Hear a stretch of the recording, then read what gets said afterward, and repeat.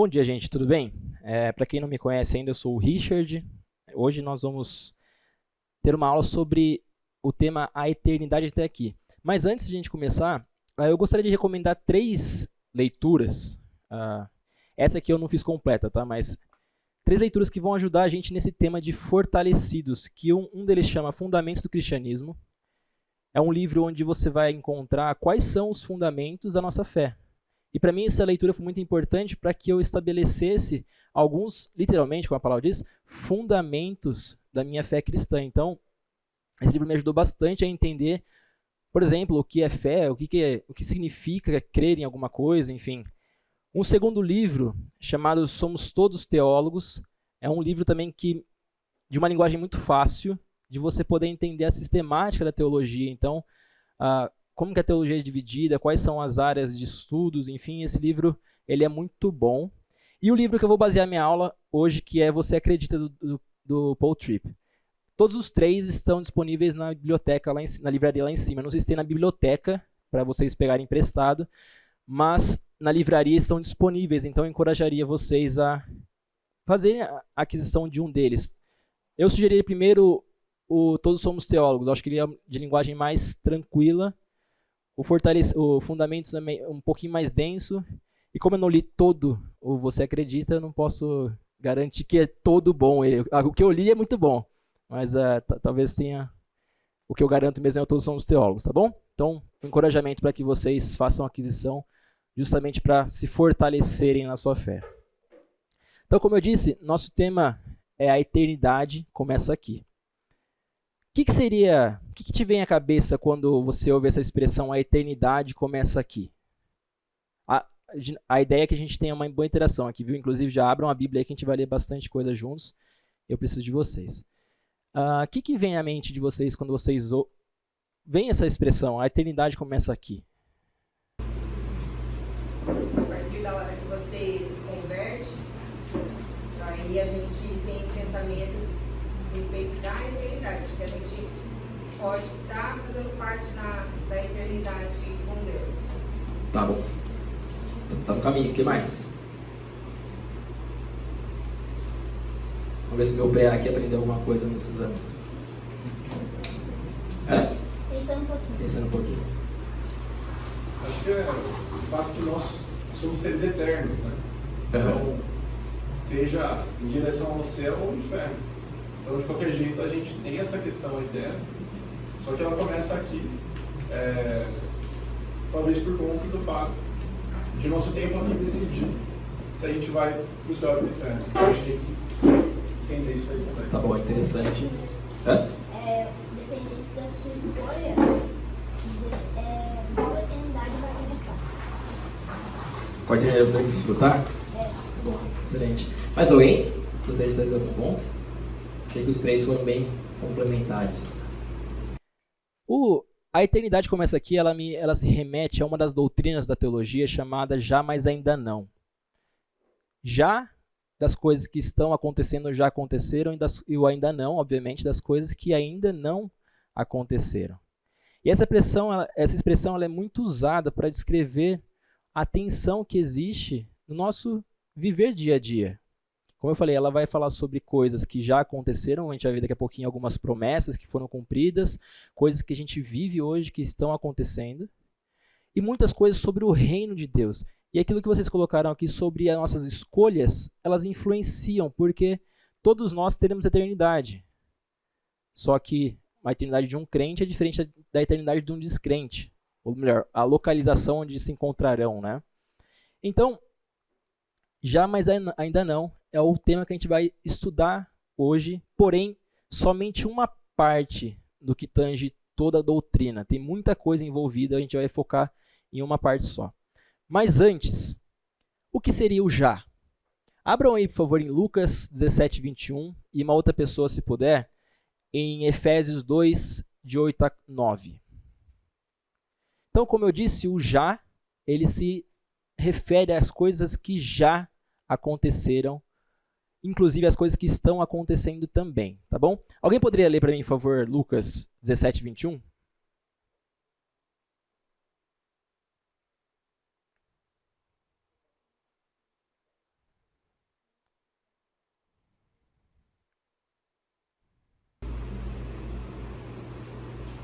Tampouco se dirá, aqui está eles, ou lá está, porque o reino de Deus está entre vocês. Perfeito? Ou seja, Jesus, ele prometeu um reino, ele estabeleceu o reino dele. Isso já aconteceu, ele veio, ele estabeleceu, ele falou, o reino está entre vocês. Outro aspecto que nós podemos ver é a salvação. Efésios, quem abriu Efésios, por favor? Vai lá, Pedrão. Não, pode ler, pode ler.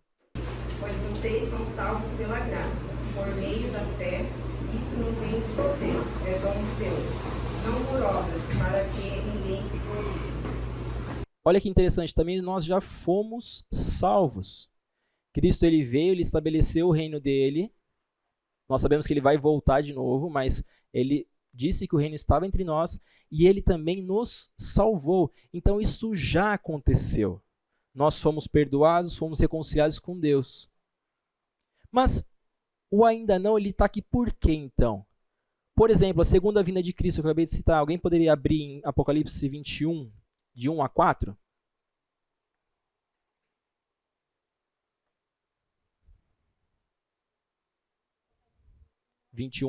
Isso. Vi novo céu e nova terra, pois o primeiro céu e a primeira terra passaram e o mar já não existe. Vi também a cidade santa, a nova Jerusalém, que descia do céu, da parte de Deus, ataviada como noiva adornada para o seu esposo. Então ouvi grande voz vinda do trono, dizendo: Eis o tabernáculo de Deus com os homens. Deus habitará com eles. Eles serão povos de Deus, e Deus mesmo estará com eles. E lhes enxugará dos olhos toda lágrima, e a morte já não existirá. Já não haverá luto, nem pranto, nem dor, porque as primeiras coisas passaram. Obrigado. Então, olha que interessante. Nós vimos que Cristo veio, que ele falou que o reino estava entre nós, que nós temos salvação, mas ainda existem coisas que estão por vir. João descreveu ali em Apocalipse uma cena que ainda não aconteceu. Um novo reino, uma nova cidade, Jesus sentado no trono, a morte não reinará mais, não existirá mais. Coisas que nós não desfrutamos ainda. Então, o ainda não, ele se refere aos aspectos futuros da nossa vida cristã. Outra característica, outro exemplo, por exemplo, é a plena redenção. Romanos 8, não precisa ler agora, ele vai dizer que até a natureza ela geme na expectativa, na esperança de que haja a plena redenção do mundo. Então, existem coisas que nós ainda não desfrutamos. Existem coisas que nós já desfrutamos e coisas que nós ainda não desfrutamos. E na aula de hoje, nós vamos tentar entender por que é importante nós estudarmos as coisas que já aconteceram e as coisas que ainda estão por acontecer. E essa atenção, ela nos lembra de viver com esperança. É por isso que é importante. Porque se nós entendemos o que aconteceu, o que está por vir, nós podemos ter esperança. Uma esperança qualquer? Não, uma esperança eterna, uma esperança em Deus, de que Ele cumprirá aquilo que Ele prometeu para nós. Abram para mim, por favor, em João 17:15. Na verdade, pode ler aqui comigo, né? Olha o que Jesus disse, orou na verdade. Não peço que os tire do mundo, e sim que os guarde do mal. Jesus Cristo, em sua oração, ele clama ao Pai não para que Deus tire o crente do mundo. Não que a partir da sua conversão você se afaste, você vai para o céu direto. Não. Cristo ora para que Deus nos proteja do mal. E quem poderia me ajudar aqui com qual é a intenção disso? O que isso representa para nós? Talvez seja até meio óbvio, mas o que isso representa para nós? De que ainda nós estamos no mundo. Que ainda somos pecadores. Mas que mais? Que mais?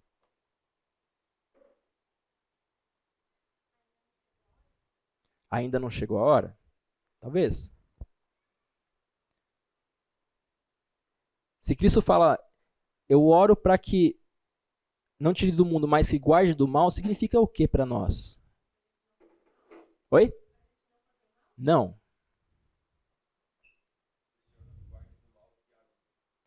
Que o Senhor nos guarde do mal que é no mundo. Ou seja, nós estaremos no mundo, mas o mal permanecerá. E esse vai ser o foco da nossa aula hoje. Nós vamos dividir a aula em 2 momentos. Perseverança dos santos, e aqui já um parêntese, perseverança dos santos não significa que o crente que não persevera, ele não é salvo, tá bom? Já quero fazer esse parêntese para vocês. Mas dizer que o crente precisa perseverar. Melhor, é da vontade de Deus que o crente persevere. Por isso que Jesus orou, eu não peço que os tire do mal, do mundo, mas que os proteja. Nós vamos passar por dificuldades. E a segunda parte da aula nós vamos ver que existe a glorificação. Então nós passaremos por dificuldades, por provações, mas seremos glorificados. Abram, por favor, em Romanos 8, e nós vamos ler um trechinho dele do 28 até o 39. E aí eu gostaria de que cada um pudesse ler 2 versículos da passagem, para a gente poder ser um pouco mais rápido, e depois a gente vai discriminar melhor cada versículo. Começando pelo Pedro aqui, ele vai ler 2 versículos, por favor. Romanos 8, 28 até o 39. Sabemos que Deus age em todas as coisas para o bem daqueles que o amam, dos que foram chamados de acordo com o seu propósito.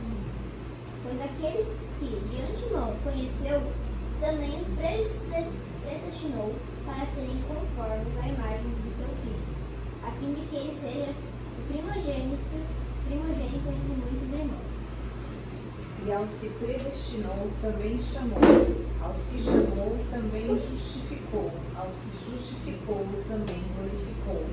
Que diremos, pois, diante dessas coisas? Se Deus é por nós, quem será contra nós? Aquele que não poupou seu próprio filho, mas o entregou por todos nós, como não nos dará com ele de graça todas as coisas? Quem fará alguma acusação contra os escolhidos de Deus? É Deus quem nos justifica?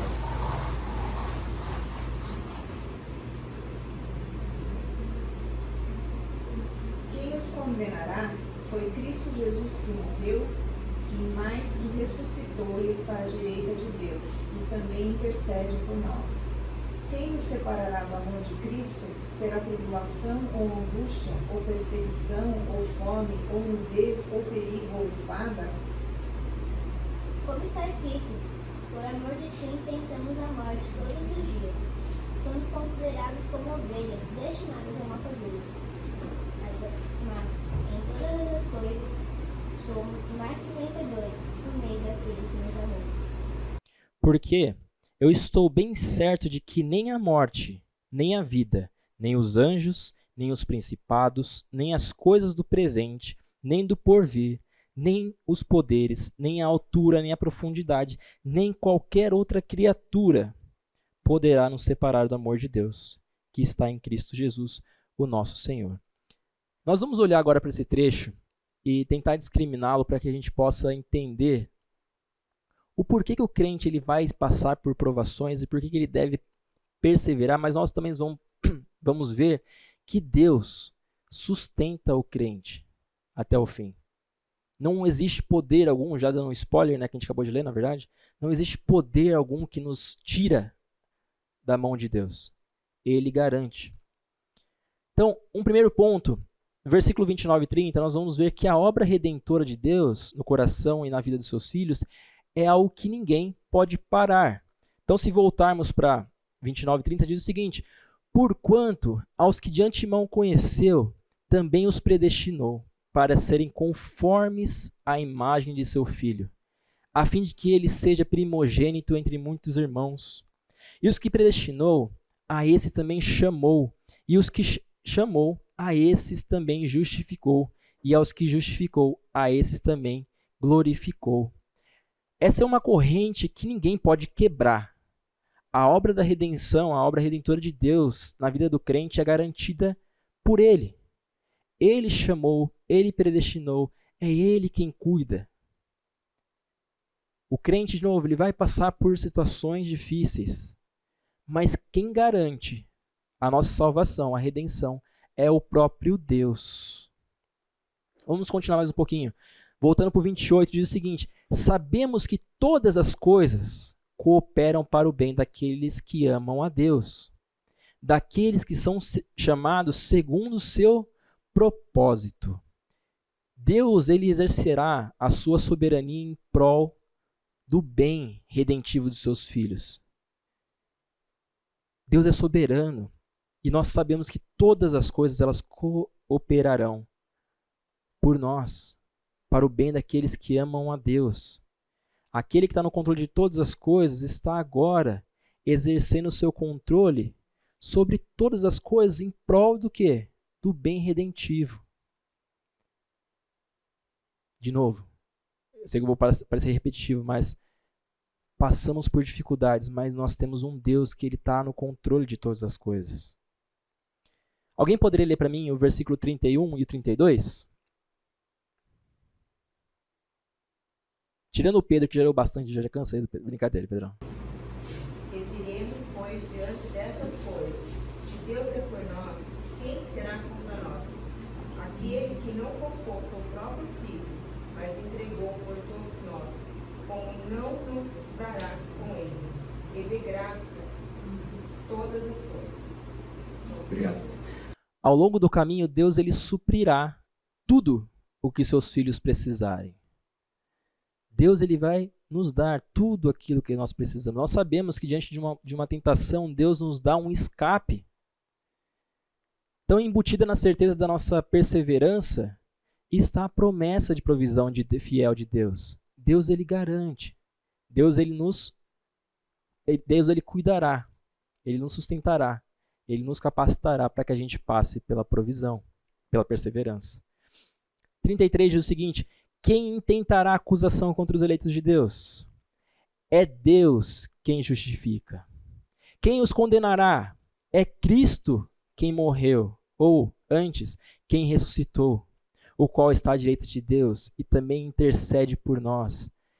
Ninguém pode fazer acusação contra o crente.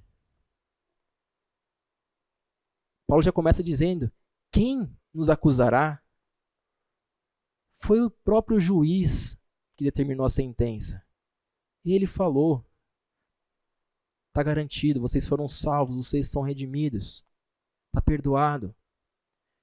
Ninguém tem o direito de chegar em você, talvez chegue, mas te falar: não, você não merece. Realmente não mereço, mas meu Deus, ele garantiu. Quem poderá condenar a gente se o próprio juiz já entregou o filho dele no nosso lugar?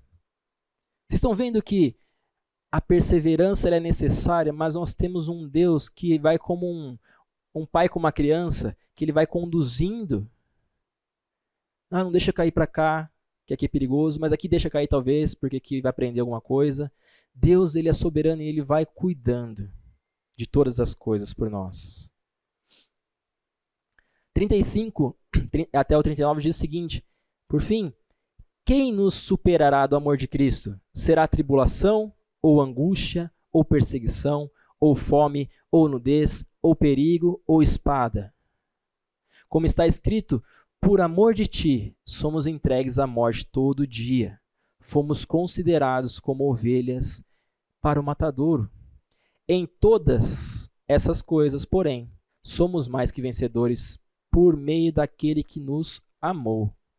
Porque eu estou bem certo de que nem morte, nem vida, nem anjos, nem os principados, nem as coisas do presente, nem do porvir, nem os poderes, nem a altura, nem profundidade, nem qualquer outra criatura, poderá nos separar do amor de Deus, que está em Cristo Jesus, o nosso Senhor. Nada pode nos separar. Nada pode separar os filhos de Deus do seu amor. Não há nada tão poderoso nesse mundo, nem mesmo o nosso próprio pecado, nem mesmo eu consigo me separar do amor de Deus. E essa passagem ela vai ecoar o que Jesus vai dizer 3 vezes no Evangelho de João. Eu gostaria que vocês já deixassem aberto João, nós vamos ler algumas passagens para a gente ver como de fato esse Deus garante que mesmo diante da perseverança, ele cuidará de nós.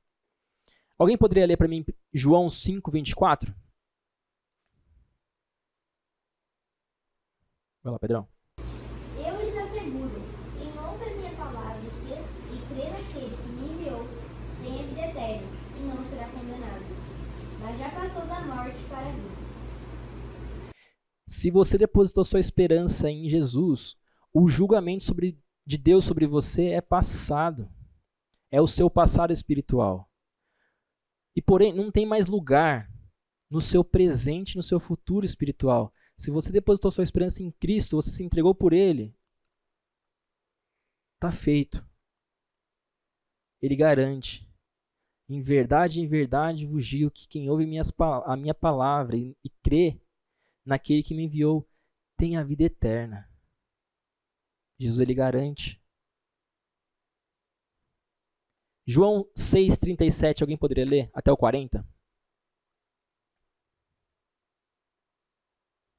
Vai lá, Du.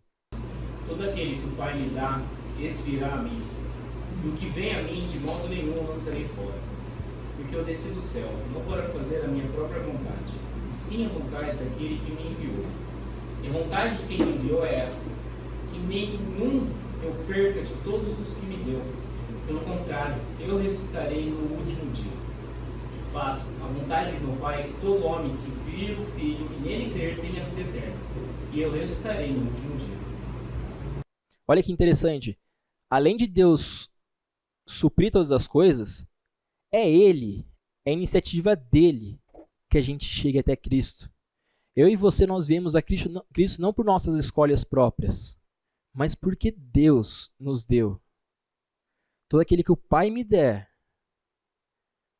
Deus nos constrange, é Deus quem nos permite ter acesso a Ele. É a iniciativa dele. Eu gostaria de ler uma frase que está no livro Você Acredita, do Paul Tripp, que diz o seguinte: a graça soberana nos chama, nos atrai, nos sustenta. É aqui que nossa esperança repousa. À medida que perseveramos, desde o primeiro instante que cremos até quando virmos nosso Salvador face a face. Não somos nós que damos ao nosso coração morto a vida espiritual, que nos capacita a crer. Também não temos poder espiritual independente para perseverarmos até o fim. Deus realmente é nosso refúgio e fortaleza. Vocês estão vendo que o crente ele vai perseverar, mas Deus ele está comandando todas as coisas. Continuando, eu vou ler. João 10, 27 30, até o 30. As minhas ovelhas ouvem minha voz, eu as conheço, e elas me seguem. Eu lhes dou a vida eterna, jamais perecerão e ninguém as arrebatará da minha mão. Aquilo que meu Pai me deu é maior do que tudo, e da mão do Pai ninguém pode arrebatar. Eu e o Pai somos um. Você e eu perseveramos porque somos mantidos pela graça nas mãos soberanas e onipotentes do Pai. Paul Tripp diz também o seguinte: essas passagens nos ensinam que o poder que nos mantém é o poder do Senhor. Nossa salvação ela é iniciada, continuada e finalizada por Ele. Talvez nesse momento você se faça duas perguntas, ou alguém de fora venha fazer essas duas perguntas. Primeira pergunta seria o seguinte: se o que acabamos de considerar é verdade, que Deus sustenta todas as coisas, que Ele provê todas as coisas, enfim, que a graça está presente, então faz alguma diferença como vivemos? A doutrina da perseverança dos santos significa que o cristianismo casual, indolente e consumista é aceitável? Se estamos assim tão seguros, por que não desfrutamos um pouco dos prazeres do pecado? Poxa, se Deus ele garante tudo, se eu estou benzão com Deus, eu vou para o céu, por que importa a forma como eu vivo? Quem poderia lembrar de algum versículo ou dar uma resposta para essa pessoa?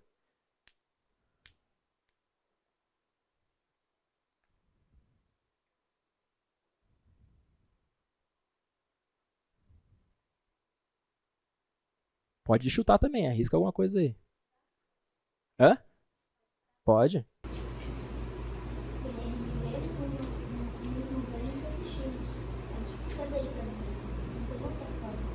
Tá, mas pensando na pergunta assim, da forma como a gente vive, ela importa ou não?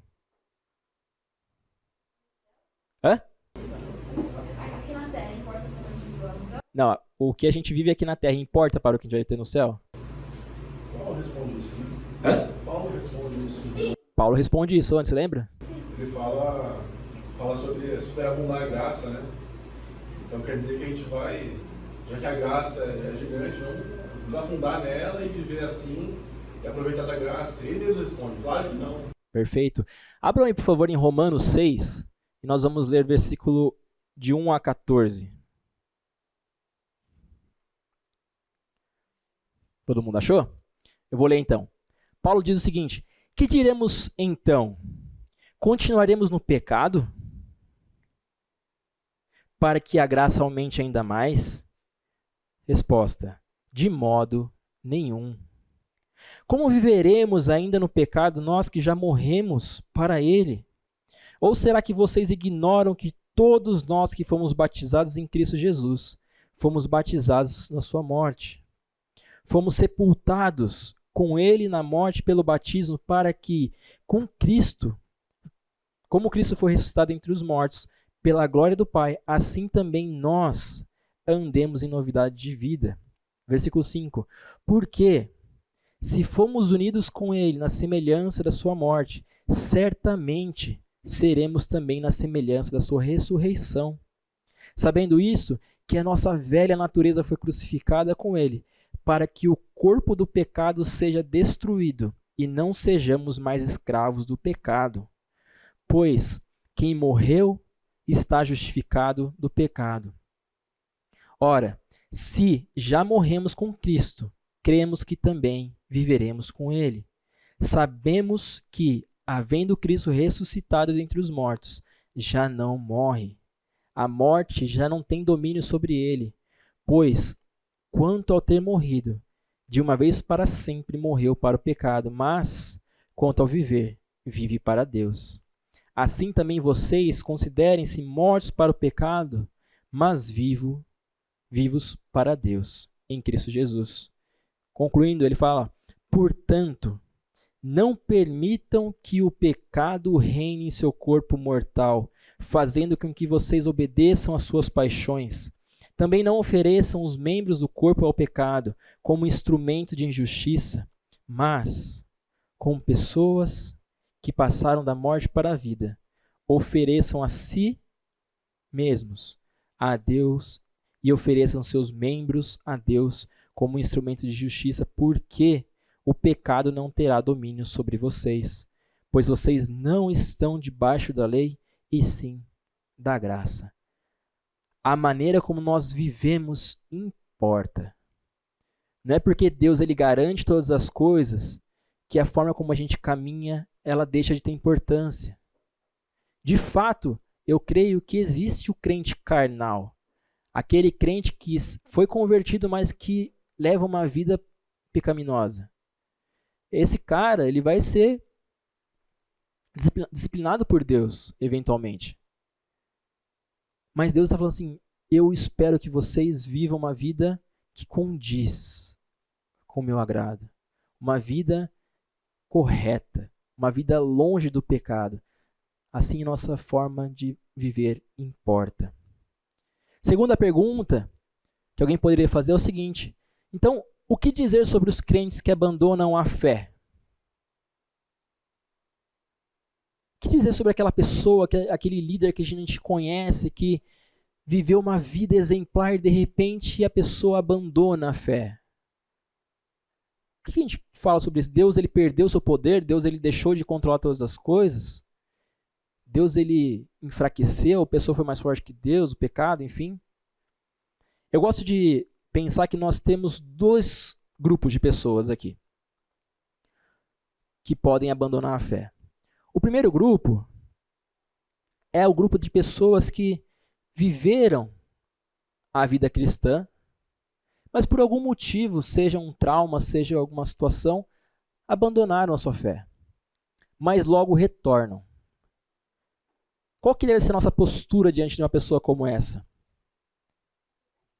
Você tem que entender que a pessoa teve alguma coisa que ela achou que era melhor sair, mas ela viu que isso não era melhor para ela. Então, nosso papel deve ser de aceitação, como o Pedro falou. Estender a ela a graça, certo? E no momento que ela está fora, o que a gente tem que fazer? Hã? Exortar? O que mais? Orar por ela? Eu acho que esse é nosso papel, né? Se nós vemos alguém distante, nós temos que cuidar. Não falar assim, ó, só aquele cara, larga lá. Não, a gente tem que cuidar dessa pessoa, nós temos que orar, exortar. Se as pessoas se voltar, nós temos que abraçá-la de volta. Então existem cristãos que eles vão, em algum momento da vida, fraquejar, não vão perseverar. Mas isso não significa que nós devemos abandoná-los. Ou que eles deixaram de ser cristãos, perderam a salvação, isso não existe. Nós temos que estar dispostos. Mas existe um outro grupo, e nós vamos ver que Jesus bateu um pouquinho nessa galera, que são aquelas pessoas que viveram constantemente e um dia, por algum motivo, abandonaram e não voltaram. Só um parênteses. Pode ser que a pessoa que não tenha voltado, ela ainda seja cristã, tá bom? Ela foi salva e a disciplina de Deus seja, chega para você, vem para o céu comigo que é melhor. Mas existe aquele grupo de pessoas que, como João vai dizer, eram dos nossos, estavam conosco, mas não eram dos nossos. Alguém abre, por favor, em 1 João, melhor, antes, Mateus 7, 21 e 23, a 23. Alguém poderia ler para mim, por favor? Mateus 7, de 21 a 23. Nem todo aquele que me diz Senhor, Senhor entrará no reino dos céus, mas apenas aquele que faz a vontade do meu Pai que está nos céus. Muitos me dirão naquele dia, Senhor, Senhor, não profetizamos em teu nome? Em teu nome não expulsamos demônios, não realizamos muitos milagres? Então eu lhes direi claramente, nunca os conheci. Afastem-se de mim, vocês que praticam a iniquidade. Obrigado. Olha o que Jesus está falando, que existem pessoas que chegarão diante dele e falam assim, Senhor, Senhor, a gente não profetizou? Nós não falamos em teu nome? E ele fala, eu nunca os conheci. Existem cristãos, ou melhor, pessoas que se dizem cristãs, então, que elas não são. E elas estão no nosso meio, elas estão fazendo grandes coisas. Profetizavam, faziam milagres, mas não eram. Lá em 1 João, João vai falar o seguinte, 1 João 2,19 diz o seguinte, eles saíram do nosso meio, entretanto não eram dos nossos, porque se tivessem sido dos nossos, teriam permanecido conosco. Todavia, eles se foram para que ficasse manifesto que nenhum deles é dos nossos. Existe no nosso meio de igreja pessoas que estão conosco, mas que não são dos nossos. E a pergunta que eu faço para vocês é, como é que nós devemos agir diante de pessoas assim?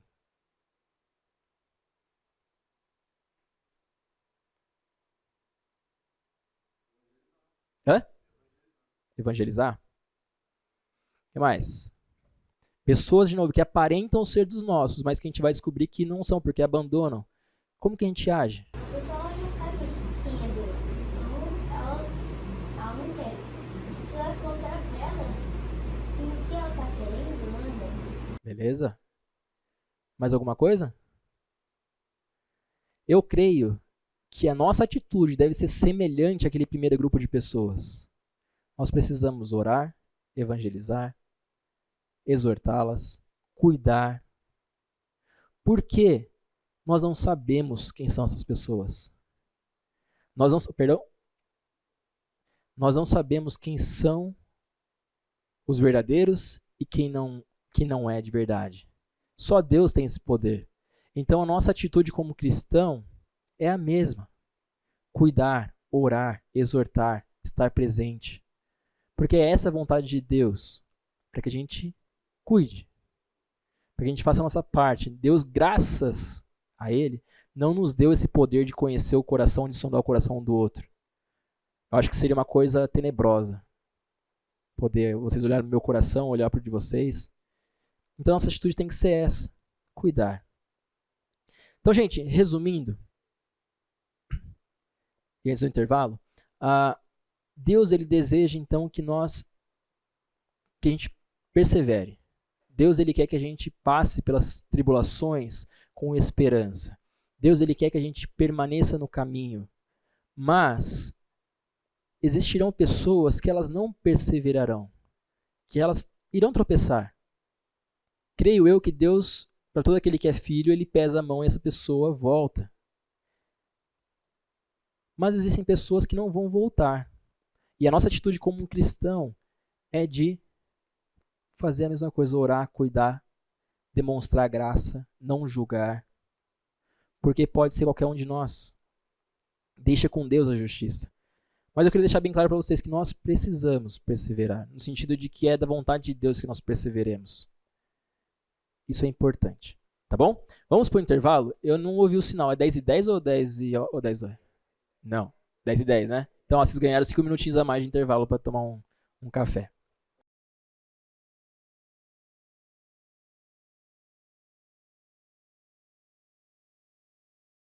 Como eu falei, nós vamos dividir essa aula em duas partes. Nós então falamos sobre a perseverança dos santos, né, dos crentes, que deveriam perseverar ao longo da sua vida, sua caminhada cristã. E agora, na segunda parte da aula, nós vamos falar sobre a glorificação dos crentes.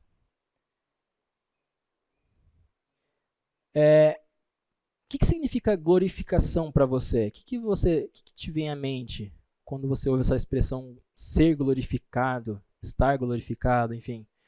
O que te vem à mente? Hã? Vou esperar o Pedro responder. Tá com moral, Pedrão. Fala assim, sempre se existe referência à glória de Deus, né? Então penso que é uma situação na qual nós estaremos aptos, né? Então eu não penso glorificação como sendo uma coisa na outra vida, na vida eterna. Plena glorificação, eu penso que seja isso, a condição na qual nós poderemos estar na presença de Deus. Perfeito. O que mais? Mas eu acho que a glorificação, né, pode ser algo mais como você estar fazendo alguma coisa, aí você sente uma vontade, sabe, nossa, tem tal pessoa que é afastada, eu vou orar por ela. Você dá uma coisa, você começa a pensar, nossa, eu devia ter feito aquilo. Beleza. Como o Covolan falou, a glorificação está associada ao ainda não, ou seja, a nossa vida eterna. Deus ele completará a sua obra em nós, seremos finalmente e plenamente redimidos. Nós, como crentes hoje, nós ainda temos alguns aspectos que são presentes, como o pecado. Nós ainda pecamos, nós falhamos, aí, nós não somos perfeitos. Mas na eternidade, seremos como Jesus. Abram, por favor, 1 João 3, e nós vamos ler o versículo 2, por favor. 1 João 3, versículo 2. Olha que interessante o que ele diz. Amados, agora somos filhos de Deus, e ainda não se manifestou o que haveremos de ser. Sabemos que, quando ele se manifestar, seremos semelhantes a ele, porque haveremos de vê-lo como ele é. Na segunda vinda de Jesus, nós seremos como ele é.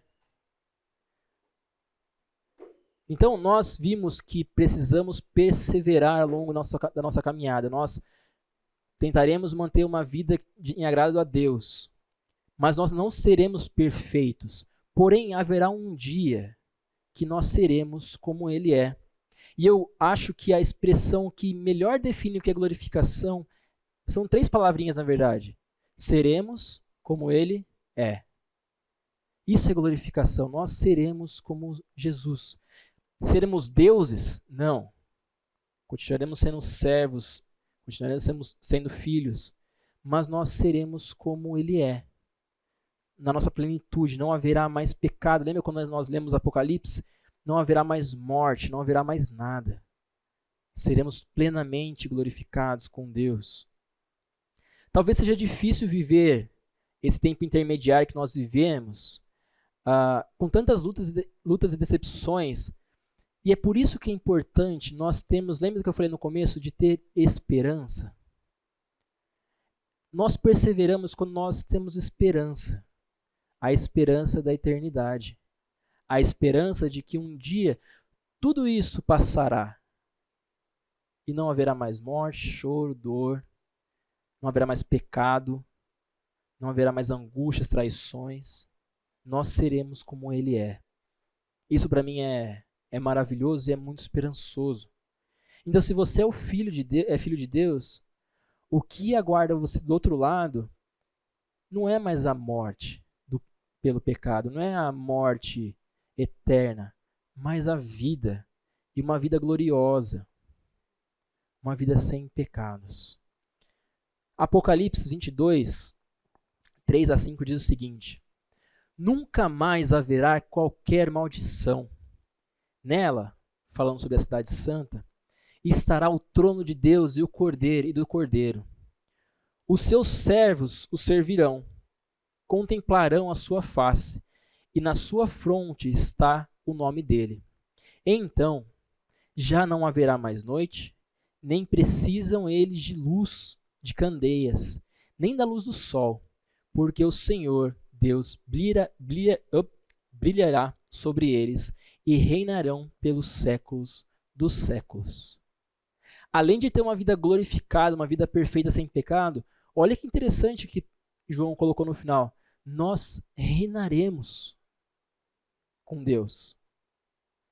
Nós seremos coparticipantes do reino dele. Nós seremos como ele e nós reinaremos com ele. O pecado, ele trouxe a maldição da separação de Deus, mas agora, através da redenção, em nosso último lar, nós reinaremos, nós estaremos de novo com ele, pelos séculos dos séculos. 1 Coríntios 15, de 50 a 58. Abram, por favor, e eu gostaria de a gente fazer aquele esqueminha de novo de cada um. Agora lê um versículo só e passa para um próximo. Ainda, de preferência quem não leu ainda. Se não me engano, parou, acho que no garote aqui.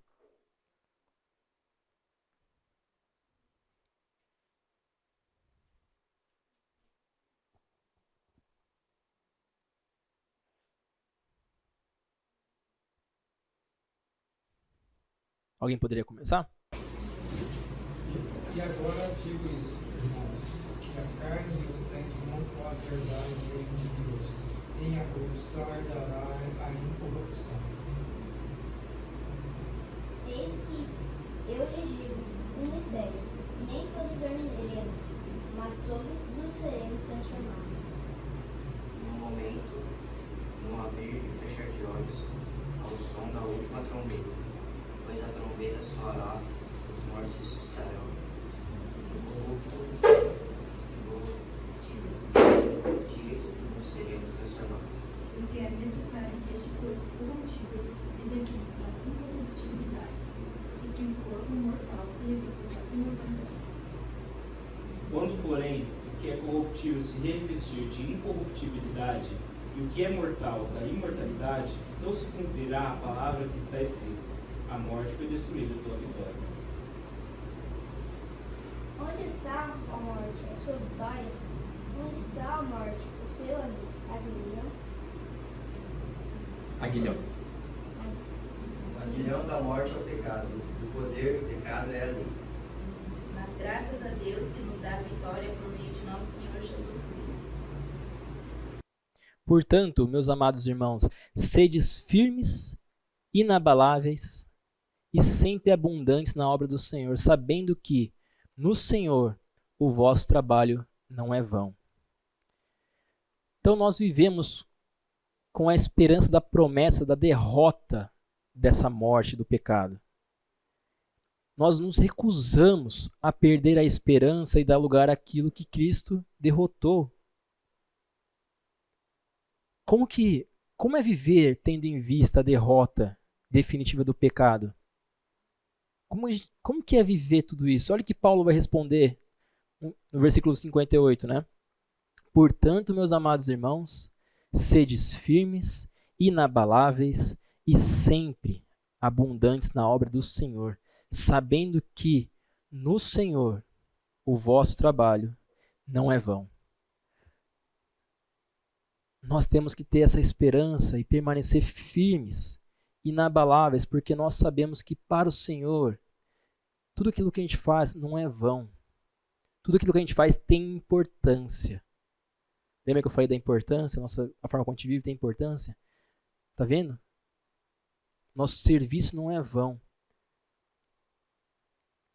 Então, viver à luz da morte definitiva do pecado significa viver uma vida de coragem e esperança, significa permanecer firmes e fortes contra o chamado sedutor do pecado, da tentação, significa recusar-se a se mover quando o mal acenar, significa recusar viver por coisas que logo passarão, significa dedicar seu tempo, suas forças, sua energia a coisas sem significado.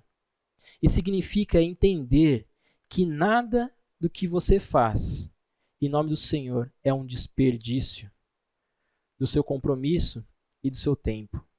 Viver com a vitória final em mente significa viver sabendo que ganhamos, que vencemos. Melhor, que Cristo já venceu. Nós precisamos viver com a vitória em mente. Não é fácil passar pelas coisas que nós passamos. Eu tenho as minhas lutas, vocês têm as de vocês, e nós sabemos onde a gente tem mais dificuldade. Mas nós precisamos ter em mente que Jesus já venceu. Que haverá um dia que seremos glorificados, que estaremos com Ele. Então, o que a Bíblia diz sobre o segundo aspecto ou dimensão da nossa glorificação parece bom demais para ser verdade, não é? Você fala, nossa, sem pecado, como assim? Essa é uma glória tão gloriosamente gloriosa que ninguém tem coragem de inventá-la. É algo tão perfeito que ninguém poderia inventar. Mas aqui está a promessa bíblica para nós. Não só o pecado morrerá, mas seremos aperfeiçoados. Em santidade, assumiremos a verdadeira semelhança de Jesus e reinaremos com Ele. Lembra que eu falei do resumo? Seremos como Ele é. Essa é a nossa esperança, esse deve ser o motivo do nosso viver, que Jesus já ganhou. Não importa o que a gente passa, mas importa como a gente passa. 2 Pedro 1, 3-7 diz o seguinte: visto como, pelo seu divino poder, nos têm sido doadas todas as coisas que conduzem à vida e à piedade, pelo conhecimento completo daquele que nos chamou para a sua própria glória e virtude, pelas quais nos têm sido doadas as suas preciosas e muito grandes promessas, para que por elas vos tornei coparticipantes da natureza divina, livrando-vos da corrupção das paixões que há no mundo.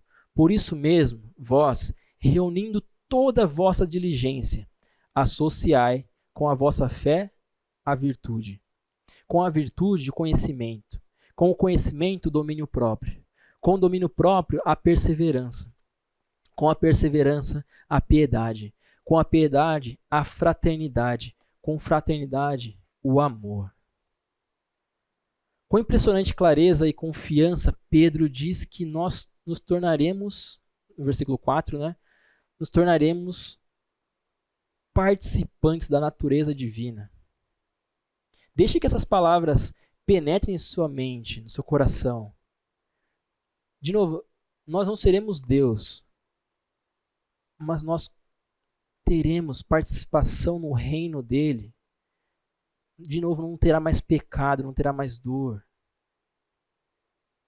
Que seu coração se encha disso, que você se alimente dessa esperança dia após dia.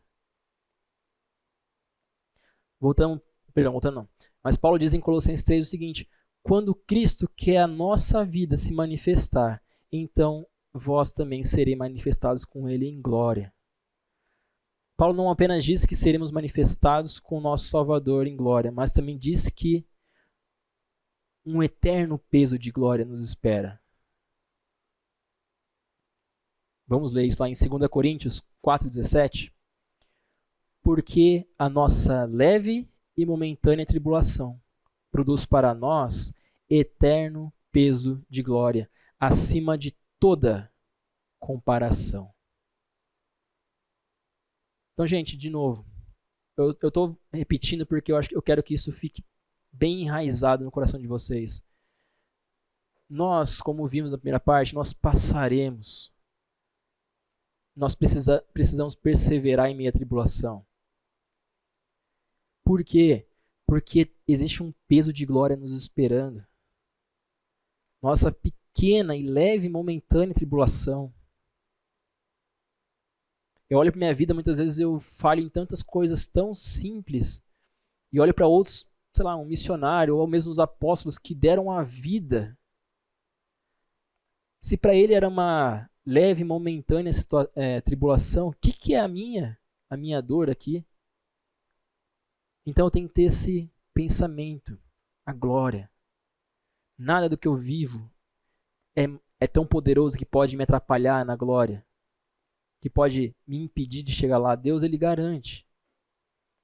Romanos 8:18 diz o seguinte, Paulo falando, porque para mim tenho por certo de que o sofrimento do tempo presente não podem ser comparados com a glória a ser revelada a nós. A glória dessa glória futura é tão gloriosa que superará todos os momentos de dor que vivemos, enquanto sofremos ao longo do caminho. Ao longo do ano passado, eu vim aqui para a igreja, né? Trabalhar aqui na igreja, e eu comento com uns amigos meus que foi o ano que eu mais fui em velório da minha vida. Nunca tinha tantos velórios na vida. E uma das coisas que mais me impressionou é que eu nunca tinha ido no velório de crente. E chegando no velório de um cristão, eu não vi, primeiro vi tristeza assim, mas não vi aquela loucura, aquele desespero de pessoas que não sabem para onde vão o seu ente querido, mas eu vi esperança. E quando eu passei por tudo isso, eu falei para um amigo meu mais recente, falei assim, cara, eu gostaria que o meu velório fosse semelhante ao do fulano. Que houvesse ali celebração por aquilo que eu pude fazer em vida, não para minha glória própria, mas está sendo som ainda? Mas por aquilo que Deus fez. Então, como Paulo falou, tenho certo de que o sofrimento do presente tempo não se compara à glória. Não se compara àquilo que será revelado a nós, aquilo que nós teremos na eternidade com Deus. Fala, Gongon. De um tempo pra cá, eu tenho ouvido bastante pregações e EPDs sobre esse tema. E fez sentido uma música que eu gosto muito. Duas músicas, uma do Mark Pérez e outra do João Manuel, que elas falam sobre essa reflexão acerca da vida e da glória futura. E o resumo dessas músicas é mais ou menos assim, né? Ao olhar para a glória futura, as coisas presentes perdem seu valor. Então, às vezes a gente conversa sobre doutrina e teologia e a gente fala, nossa, mas como que isso se aplica na prática? Eu acho que, pelo menos para a minha vida, é a maneira como mais se aplica. Eu começo a olhar para a vida aqui e começo a procurar o valor nas coisas. Porque a glória de Deus é tão imensa que as coisas aqui, uma alegria passageira, uma tentação momentânea, começa a ficar menos atrativo. Porque Deus, ele é tão bom e tão gracioso que no futuro a gente vai testar e provar de algo tão bom e tão mais precioso que as coisas aqui ficam sem cor, né? Ficam vazias. Então é muito interessante. Perfeito. E é justamente isso, né? Esse pensamento sobre a glória nos ajuda a olhar para o dia de hoje e falar assim, meu, isso não é nada. Isso não é nada comparado ao que eu vou receber. Vamos voltar para 2 Coríntios 4:17. De novo. Porque a nossa leve e momentânea tribulação produz para nós peso de glória, eterno peso de glória, acima de toda comparação. Então, assim como a nossa santificação, nossa glorificação é um processo de morte e vida. Nós não seremos glorificados nessa vida, assim como nós não seremos santos nessa vida. Santificação nós tem um processo e a glorificação semelhante que só acontecerá na eternidade. A nossa glorificação, ela significa a morte definitiva do pecado e da maldição que ele carrega. E a vida radicalmente nova que compartilha tanto da semelhança de Cristo quanto sua glória. Assim, nós perseveramos com os olhos voltados para a glória vindoura, como o Concon bem falou. Sabemos que não é algo vindouro, sabemos que não é algo no sentido de que vai falhar. Nós sabemos que o que nos aguarda é algo garantido pelo próprio Deus. Quem garante isso é o próprio poder do Senhor. 1 João diz o seguinte: assim, agora somos filhos de Deus, e ainda não se manifestou o que haveremos de ser. Sabemos que, quando ele se manifestar, seremos semelhantes a ele, porque haveremos de vê-lo como ele é. Isso é glorificação. É isso que nos aguarda. Tenham isso em mente, seremos como ele é. Eu gostaria de concluir essa aula, mas ela não acabou, que vocês vão ter uma participação legal daqui a pouquinho. Lendo uma parábola que para mim é uma das passagens mais marcantes, assim, mais... não queria usar a palavra impactantes porque é além disso. Acho que mais me humilham de vez em quando eu leio, que é a parábola dos talentos. Alguém poderia abrir para mim, por favor, em Mateus 25? Todo mundo, na verdade, poderia abrir, por favor, e a gente vai ler de 2 em 2. Mas Mateus 25, de 14 a 30. Pode, Timothy. Pois será como um homem que, ausentado dos pais, chamou os seus servos e confiou os seus bens. A um deu 5 talentos, a outro 2, e a outro 1, a cada um segundo a sua própria capacidade. E então partiu.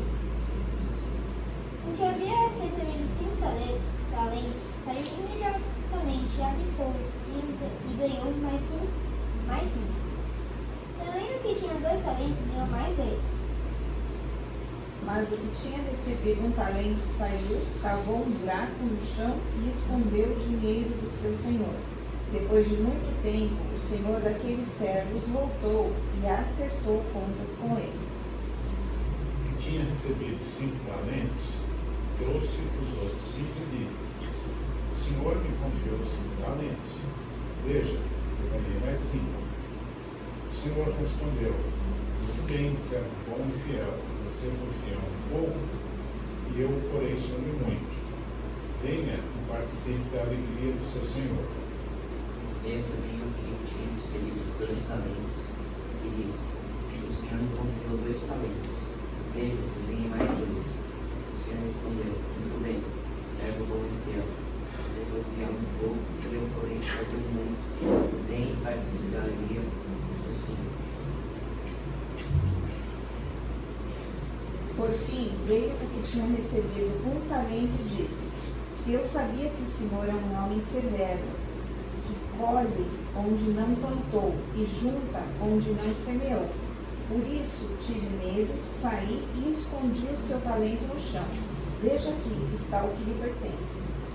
Respondeu-lhe, porém, o Senhor: servo mau e negligente, sabe que sei onde não semeei, junto onde não espalhei? Cumpria, portanto, entregasse o meu dinheiro aos banqueiros, e eu, ao voltar, receberia por juros que havia. Tire o talento dele e entregue-no ao que tem 10, pois ao que tem, mais será dado, e terá em grande quantidade. Mas a quem não tem, até o que tem, lhe será tirado. Quanto ao servo inútil, lance-no para fora, nas trevas. Ali haverá choro e ranger de dentes. Eu gosto muito dessa parábola porque quando Jesus foi perguntado sobre como seria o reino dos céus, ele diz que será como um senhor que sai e não diz quando vai voltar. Mas esse senhor, ele confia a pessoas talentos. Talentos aqui é dinheiro. Não importa a quantidade aqui, tá bom? Era muita grana, mas não importa. Confia dinheiro para aquelas pessoas. De semelhante modo, nós podemos olhar para nossas vidas e Deus, ele confia coisas a nós também. O ministério, a família, a igreja, seu próprio trabalho, enfim, ele confia a nós algumas coisas. E esse Senhor, ele não fala quando ele vai voltar, mas ele vai voltar. E sempre quando eu olho para os servos, o único que é óbvio que eu não quero ser é o servo mau. Porque o servo mau, olha que interessante, ele conhece o Senhor. Ele fala, eu sei que o Senhor é um Senhor severo, que ceifa onde não plantou. Nós sabemos quem é o nosso Deus. Nós sabemos que o nosso Deus também é um Deus severo, que é justo. Mas ele confiou a nossos talentos e nós precisamos fazer coisas com esses talentos. Meu desejo é que para cada um de nós, quando nós nos achegarmos a Deus, ele fale, servo bom e fiel. Foi fiel no pouco e muito te colocarei. E não um servo mau. Porque, de novo, a forma como a gente vive importa. E Deus, ele vai nos cobrar disso. Deus, ele vai nos cobrar disso. Então, que a gente tenha em mente essa glória eterna. Que a gente possa ter em mente que a forma como a gente vive importa. Que a gente possa ter em mente o desejo de chegarmos a Deus e nós vamos chegar até Ele e ouvirmos servo bom e fiel. Porque Ele vai cobrar a nós. Nós temos um tempinho ainda e antes da gente encerrar eu gostaria de abrir para quem quiser, na verdade, compartilhar situações que vive, como o Concon fez semelhante agora, onde você persevera, onde você vê o agir de Deus, de uma forma que traga não glória para você, mas sim esperança para os outros aqui. Um estímulo para viver uma vida que agrada. Na primeira aula que eu dei mês passado, alguém falou sobre o envolvimento que ela tinha com os colegas de trabalho, onde ela se dedicava para evangelizar alguém, por mais que ela não soubesse se haveria uma conversão ou não, mas que para ela era uma forma dela perseverar firme. Quando alguém dizia, não quero ouvir, ela permanecia firme na caminhada. Então, eu gostaria de ouvir de vocês coisas que vocês fazem, até coisas que pareçam muitas vezes simples, como por exemplo, eu gosto muito de quando eu estou dirigindo, ouvir alguma mensagem. Eu coloco no Spotify lá, em vez de ouvir uma música, eu coloco uma mensagem. E para mim isso me ajuda muito a estar com a cabeça preenchida com coisas do Senhor. Ao invés de eu estar pensando em qualquer coisa, eu estou ouvindo uma mensagem que me edifica, que me ajuda no meu dia a dia. Então, sintam-se confortáveis para estimular uns aos outros aqui. Compartilhem algo que vocês têm feito no dia a dia de vocês para justamente ajudar o próximo a também buscar isso.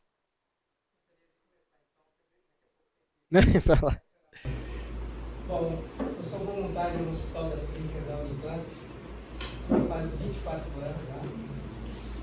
E eu fui para empurrar uma cadeira de rodas do Chico Mota, que era pastor missionário aqui dessa nossa igreja. Quando eu cheguei nessa igreja, ele já tinha um ministério dele lá e ele tinha uma cadeira de roda ainda manual. Ele precisava de pessoas para empurrar a cadeira de roda dele. E aí, estava vindo de outra igreja e me predispôs a fazer esse serviço. E aí comecei com ele, trabalhava de turno, então nos dias que eu tinha bastante dias de folga no meio da semana, no final de semana. E aí eu comecei a trabalhar com ele, a empurrar a cadeira de roda dele. Até que 2 anos depois, estando lá com ele, ele falou: Oscar, eu vou sair de férias. Eu falei: ixi, e agora? O que eu faço? Ele falou assim: tem 2 opções. Você pode colocar bastante folheto no seu bolso e sair distribuindo, ou você sai de férias comigo e depois, quando eu voltar, você volta. Fiquei na primeira opção de encher meus bolsos de folheto e sair. Eu falei assim: bom, aí eu falei assim: e agora? O que eu faço? Ele falou assim: olha, vai na primeira enfermaria que você iniciou, empurrando a cadeira de roda comigo. Você não precisa falar nada, só entrega o folheto. Foi o que eu fiz. Só que chegou na primeira pessoa a qual eu ia entregar o folheto, ela falou assim: poxa, você não tem nada para me falar? Aí foi, bom, agora eu tenho que falar alguma coisa, né? Fica difícil assim, primeira pessoa. Aí eu falei do amor de Cristo para ela e falei do sacrifício que ela fez. Eu falei assim: eu sei que você está aqui, hospitalizada, está com dificuldade, mas tem um Deus que controla todas as coisas e Ele também está na sua vida. Ele se preocupa com você. Tanto é que preocupa com você que Ele deu a oportunidade de você receber esse folheto. E aí essa pessoa foi a primeira pessoa a qual eu falei de Jesus, ela aceitou Jesus. Foi onde que deu o start, onde que eu comecei a ter mais desenvoltura, porque eu quando eu ficava muito nervoso, eu ficava gago, sabe? Eu também fico de vez em quando. Aí eu tinha dificuldade, mas com o passar do tempo, com o desenrolar, eu comecei a não ter medo mais. Eu confesso que aqui eu tenho, mas lá não. Porque lá eu me sinto bem. Lá eu tenho um ministério hoje que o Chico Mota, ele tinha alguns sonhos que ele não conseguiu desenvolver assim. Mas alguns sonhos dele eu conseguia desenvolver, que era, eu queria levar música no hospital, mas o hospital era muito reticente para isso. Tinha muita dificuldade, colocava muito barreira. E aí eu não sabia como comportar, porque eu sempre pedia e era não. Aí teve um dia que eu falei assim: eu quero levar uma coisa que eu sempre gostei, que eu entrei em contato com uma mulher que ela disse que ela levou um mágico profissional numa escola. Eu falei: poxa. Aí ela falou assim: Oscar, por que você não leva um mágico profissional lá para o hospital? Eu falei: bom, vou ver primeiro o trabalho dele para ver se isso se reflete o que eu estou pensando. E aí fui lá ver o trabalho dele, achei legal o trabalho dele e levei. Eu pedi permissão para o hospital me permitiu. E aí eu fui na pediatria que ele fez a apresentação dele, muito bonita por sinal. E aí o superintendente do hospital estava passando pelaquela ala, né, da pediatria, e aí ele falou assim: olha, eu gostaria de saber quem que é o responsável por esse trabalho. Eu falei: pô, vai vir, não. Mas aí ele falou: não. Aí ele falou assim, eu me apresentei, falei assim que eu era da capelania do hospital, e ele falou assim: olha, você não acha antagônico você levar a palavra de Deus, você trazer um mágico profissional para brincar com as crianças? Eu falei assim: eu queria viver 100% de Jesus, mas não consigo. E uma das coisas que me chama a atenção é que desde criança eu gostava de mágica. Não para fazer, porque eu não sabia, mas de ver os mágicos, né, os profissionais. E aí eu trouxe esse mágico para brincar com as crianças. Se ele conseguir tirar a alegria de uma criança, eu já ganhei o meu dinheiro que eu paguei para ele. Aí o cara falou assim: olha, a partir de hoje você tem carta branca para você trazer o que você quiser, mas desde que você seja responsável. E a partir disso, já faz 6 anos, eu levo música no hospital, o pessoal do louvor aqui, Thalita, Saulo, todo o pessoal lá, eu levo eles, nós estamos em 15 músicos, eu levo eles de 15 em 15 dias no hospital do HC. E há 2 anos atrás, a gente foi levar a cantata de Natal no CAIS. A coordenadora do hospital falou assim, gostou da apresentação? Ela falou assim, Oscar, eu fiquei sabendo que você leva de 15 em 15 dias no Hospital das Clínicas 2 os músicos. Você não tem como trazer os músicos aqui pra gente também? De 15 em 15 dias? Então já, desde o ano inteiro foi de 15 em 15 dias no Hospital do CAIS e HC. Então toda semana a gente leva o pessoal no CAIS e no HC. Agora a gente estamos com 2 grupos, né, de músicos, nós estamos querendo fazer o 3º grupo de músicos, né? Eu quero para esse próximo ano levar a reforço escolar para a molecada. A partir de março eu quero ter alguns professores, algumas pessoas, porque a molecada lá é de 3 a 14 anos, provavelmente até a 7ª série, 8ª série, não passa disso, né? Então, eu quero professores, eu quero dar só o estágio quando conseguir 10 professores para dar uma aula de reforço escolar, porque eu vou precisar de 3 vezes por semana, aula de reforço escolar para a molecada. E eu quero também os contadores de história bíblica, mas de forma mais lúdica, mais caracterizada, mais para voltar para a criança, né? Poxa, que legal. Olha como Deus vai usando, abrindo as portas, literalmente, né? Uma situação que você poderia ter saído de férias, Deus conduziu para que tudo isso acontecesse, né? Então eu estou lá há bastante tempo e sinto a vontade para dizer que eu me sinto dentro de casa, porque já tem um certo tempo, mas quando eu venho aqui para a igreja, para expor alguma coisa, Mas foi ótimo. Obrigado, Oscar. Obrigado. Vai lá. Mais alguém? Gostaria de compartilhar alguma história, alguma...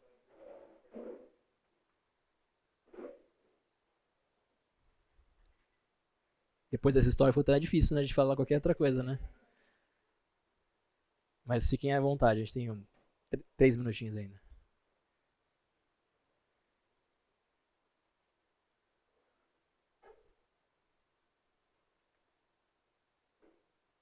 Ó, eu tenho uma história. Aqui na igreja nós temos um ministério chamado Pesca, né? Que ele... na verdade não é mais Pesca agora, mudou o nome, que agora esqueci qual que é. Acho que é Missões e Evangelismo, se não me engano. Que ele trabalha com evangelismo, né? O pessoal do CAIS faz parte, enfim, tudo mais. E nós temos um projeto de futebol aqui na igreja toda segunda-feira que nós recebemos meninos diversos, de Barão Geraldo, enfim, Paulínia, que vêm jogar bola com a gente, né? Isso não é uma história minha, mas de alguém que faz parte da liderança, de que se colocou à disposição em se envolver, e esse envolvimento dele tem gerado muitos frutos muito interessantes. Ele foi padrinho de 1 ou 2 casamentos, de um desses meninos que vêm jogar bola que não são cristãos. Ele é convidado para todos os eventos de amigos, enfim, famílias. E é alguém que, assim, de certa forma simples, que abriu mão de estar, por exemplo, muitas vezes no seu conforto, para ir jogar bola, tudo bem que ele gosta de jogar bola, aquele menino, mas para ir jogar bola longe, porque ele sabia que se ele estivesse firmando amizade com essas pessoas, ele teria a oportunidade de evangelizar. Então, quando eu olho para a história dele, eu falo assim, nossa, olha como é uma questão de se dispor a fazer. Nem sempre é confortável, mas quando nós nos colocamos à disposição, as coisas, como o Oscar comentou, poderia ter saído de férias, não, eu vou dar papelzinho. Deus ele vai guiando, né? A soberania dele se faz presente, as coisas vão acontecendo por nosso intermédio. Isso é um privilégio. É um privilégio. Então, se ninguém mais tiver alguma coisa para compartilhar, gostaria só de encorajá-los a ter esse pensamento na glória. Saber que nós passaremos por aflições, dificuldades, mas que Cristo já venceu. E nós, na glória, seremos como Ele é. Vamos orar? Pai querido Deus, muito obrigado pelo privilégio que o Senhor deu a nós, Pai. O privilégio de nos tornarmos seus filhos. O privilégio de sabermos que quando estivermos na eternidade, estaremos com o Senhor e seremos como o Senhor é, Deus. Te louvo, Pai, porque o Senhor tem cuidado de nós. Te louvo, Pai, porque o Senhor tem conduzido nossas vidas Eu te louvo também porque o Senhor nos permite passar por tribulações e provações, porque isso produz em nós esperança, esperança eterna, Deus. Seja com cada um aqui, Deus, e comigo, para que busquemos, Deus, uma vida que te glorifica, uma vida que te honra, uma vida que serve ao Senhor, para que quando cheguemos ao Senhor, Deus, a gente possa ouvir que somos servos bons e fiéis, servos que abriram mão da própria vida pelo Senhor. Capacita-nos, Deus, a isso, Deus. Nos ajude, Senhor, a vivermos uma vida para a tua honra e glória, Pai amado. Abençoa o restante de semana de cada um, Deus, domingo, hoje, em nome de Jesus. Amém.